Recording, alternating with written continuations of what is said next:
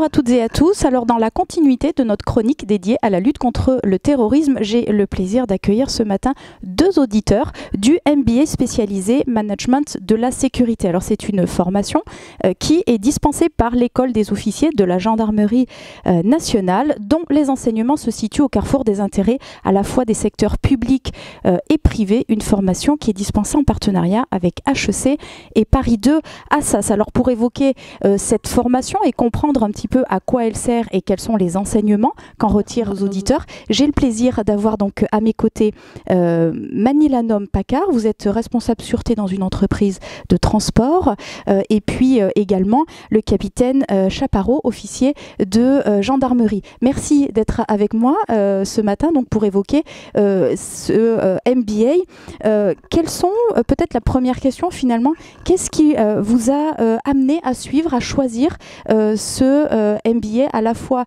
dans l'univers de la gendarmerie et dans l'univers du monde civil? Alors pour ma part, je dirais que c'est une question de bon moment. Un bon moment sur le plan de ma vie privée puisque j'approche la quarantaine, j'ai deux enfants qui sont grands, c'est le moment de pouvoir faire une formation en formation continue. C'est une question de bon moment sur le plan professionnel dans la mesure où j'ai déjà 10 ans d'expérience dans le poste où je suis et c'est le moment d'aller peut-être cueillir ailleurs d'autres méthodes de travail, d'autres échanges qui permettent de venir enrichir ma pratique et qui permettront peut-être d'innover aussi dans ma pratique. J'ai rencontré la sûreté il y a une dizaine d'années grâce au directeur sûreté de l'époque qui m'a fait confiance.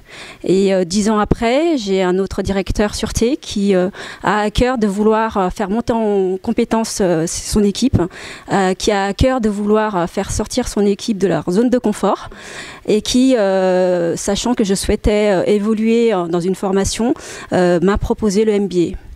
Le directeur actuel, faut savoir qu'il est issu de la première promotion du MBA, donc il est assez bien placé pour faire la promotion de cette formation. Effectivement, une montée en compétences et puis une continuité finalement dans votre équipe qui s'instaure. Capitaine, est-ce qu'on peut avoir, vous, votre regard, pourquoi avoir choisi de vous spécialiser sur cette thématique ? Alors moi j'ai choisi, tout comme Mani, bien entendu, de candidater au MBA spécialisé Management de la sécurité de l'EOGN, pour la simple et bonne raison que c'est aussi, je pense, le bon moment dans ma carrière, dans mon parcours professionnel. Ce MBA va surtout me permettre de dynamiser ce parcours, mais également de l'individualiser, de mieux le flécher par cette montée en compétences que tu expliques, notamment sur des domaines d'expertise qui aujourd'hui sont stratégiques et qui sont véritablement nécessaires à un officier de gendarmerie. Sur un autre plan, de par la richesse et la qualité des intervenants de ce MBA qui occupent des postes et des hautes fonctions, conjugués finalement au mixage avec des auditeurs issus du monde de l'entreprise, tout ceci en fait nous apporte véritablement pour nous plus qu'une acculturation au monde de l'entreprise pour les officiers, véritablement une connaissance fine du secteur privé et de ses opérateurs pour mieux travailler finalement en coopération et en coproduction de sécurité. Alors, sur la partie coopération, coproduction public-privé, on l'a bien vu, ça s'illustre aussi, je dirais, à l'image. Donc, on va peut-être y revenir dans une minute, mais avant cela, vous parliez de différents auditeurs, différents univers, et puis de personnes qui vous dispensent finalement des enseignements de très haut niveau. Quels sont les sujets dont on peut parler peut-être aujourd'hui ? Alors, le sujet est riche. La formation est découpée en 6 modules principaux. D'abord, on aborde l'aspect géopolitique, dont le responsable est monsieur le professeur Chéniaud. On aborde tout ce qui est risque, forcément, qui sont concomitantes à la géopolitique. Donc, risque financier, risque pays et intelligence économique qui va de pair. Ce module 2 de risque est géré par monsieur le professeur Scarangella. On a ensuite d'autres modules, le module 3 par exemple, qui est dirigé par monsieur le maître de conférence Rémi Février, qui aborde les défis sécuritaires contemporains. Donc on a un panorama du phénomène terroriste et criminel. On a également un panorama sur les enjeux stratégiques, notamment au niveau des risques numériques, et également tout un module de délinquance économique et financière autour de la criminalité organisée. On a un autre module qui est le module 4, effectivement, qui est dirigé par monsieur le maître de conférence Frédéric Debove, autour des acteurs de la sécurité intérieure, des enjeux et des problématiques de cet environnement interministériel. Cela va de la connaissance de ces acteurs jusqu'à des focus au niveau de la responsabilité pénale du chef de l'entreprise. Ensuite, pour gérer tous ces risques, on va partir sur un module 5 de management des risques, technique de management, qui est dirigé par Madame la professeure Chanu. Donc on va aborder la question du leadership, de la conduite au changement, de la théorie des organisations. Et un dernier module qui est dirigé par Monsieur le professeur David Nakache sur la cybersécurité, un sujet hautement d'actualité. Qui est technique sans l'être, puisque finalement on aborde les fondements de la cybersécurité en ayant des points de focus sur les domaines essentiels comme tout ce qui est authentification, sécurité des moyens de paiement, mais également la sécurité des infrastructures physiques, de la couche physique du cyber. Pour après aborder un dernier point sur tout ce qui est audit et expertise en informatique, en numérique, mais également sur la sphère légale et civile. Alors effectivement, ça a été très bien résumé, mais on imagine et on mesure effectivement ce programme extrêmement riche et très complet avec tous les sujets que vous abordez. Peut-être un mot et on y revient sur cette coopération publique-privée. Comment est-ce qu'elle s'illustre concrètement? Est-ce que vous avez un ou deux exemples que vous pouvez partager avec nous? Alors au quotidien, moi, la coopération publique-privée, c'est quelque chose que je vis au quotidien en tant que responsable sûreté, puisque régulièrement, au-delà des inspections, on recherche toujours une coopération en termes d'anticipation de renseignements au niveau de la menace et du risque. Donc on va échanger sur tout ce qui est analyse de risque. Dans le cadre de la formation, lorsqu'on fait des fiches d'étonnement, lorsqu'on travaille sur des cas pratiques dans le cadre de la méthode la MRT, méthode de raisonnement tactique, on a vraiment une vraie émulation entre le public et privé. On a vraiment un échange complètement transversal sur l'approche qu'on va faire de tel ou tel risque. Effectivement, je te rejoins sur le fait que ce module de MRT rapporté à l'entreprise a été véritablement le point de jonction entre le public et le privé et cette acculturation qui commence dès la formation. Après, sur des fonctions beaucoup plus opérationnelles, on peut dire que l'État, dans ses fonctions régaliennes, finalement, dispose de la capacité juridico-légale, c'est-à-dire celle de certifier, de réguler et de contrôler. Le tout pour la sécurité de tous les acteurs de la vie française. Et d'un autre côté, vous avez les opérateurs privés, le monde privé, qui lui aussi concourt à cette notion de sécurité, mais par des capacités techniques et économiques, à savoir la maîtrise des infrastructures et la possession des infrastructures stratégiques, mais également par le fait économique, la densification et la consolidation de la politique de puissance de la France. Face à ça, on a une criminalité qui, elle, est multiscalaire. Elle intervient à la fois sur le domaine local, sur le domaine national et le domaine international. Elle est protéiforme. Vous avez des criminels, vous avez des activistes, mais vous avez aussi des États ou des acteurs qui opèrent pour les États.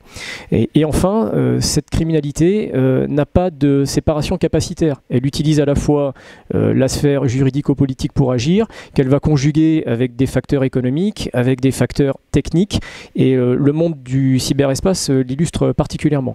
Donc toute cette coproduction, cette collaboration publique-privée, aujourd'hui est nécessaire pour mieux répondre à cette criminalité qui, elle, utilise vraiment la totalité du spectre des capacités aujourd'hui contre la France. Une dernière question sur ce qu'apporte finalement ce MBA dans votre quotidien professionnel, dans les missions qui vous sont confiées. Vous l'avez un tout petit peu souligné, peut-être y revenir de façon peut-être plus concrète. Alors moi, c'est trois vraiment pôles sur lesquels j'ai été le plus influencée, marquée de façon positive. Tout d'abord, tout ce qui est pôle sensibilisation. On voit qu'au niveau de nos amis les institutionnels, on travaille beaucoup sur la sensibilisation.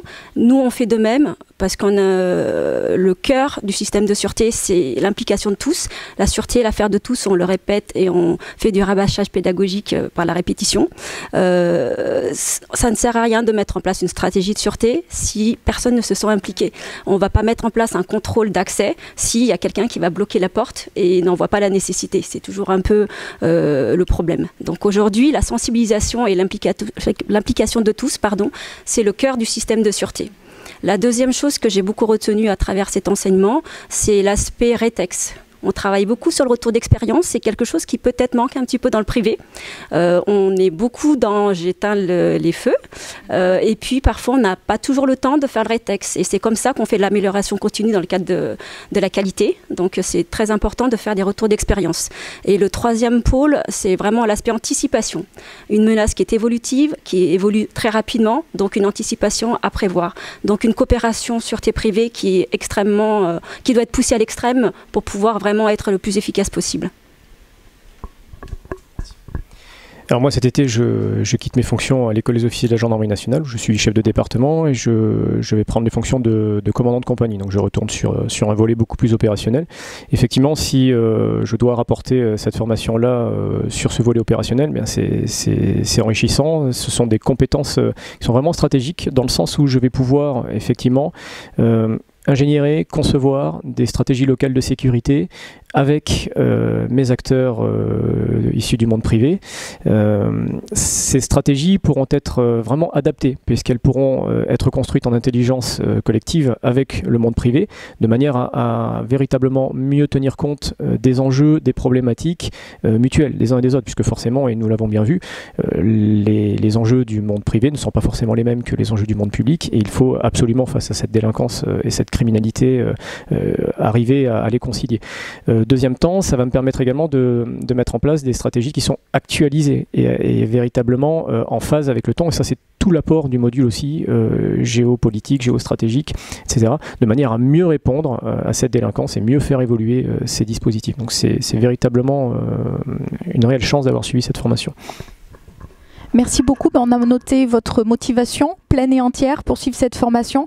On a bien compris aussi que ça permettait effectivement de casser un peu les silos dont on parle assez souvent et qui finalement, ce MBA contribue à renforcer le dialogue public-privé et qui, sur le terrain, lors d'une crise, je pense est effectivement essentiel et concourt à l'efficacité dans la résolution d'une gestion de crise. Merci à tous les deux d'avoir été avec nous et d'avoir répondu à nos questions. Merci à vous de nous avoir suivis. Si vous voulez en savoir plus sur la formation du MBA spécialisé dispensé par l'école des officiers de la gendarmerie nationale, je vous invite à aller un peu plus loin sur internet. Le site s'affiche en bas de votre écran. Évidemment, je vous invite également à rester connecté pour suivre les prochaines interviews dédiées à la lutte contre le terrorisme. Très belle journée à tous.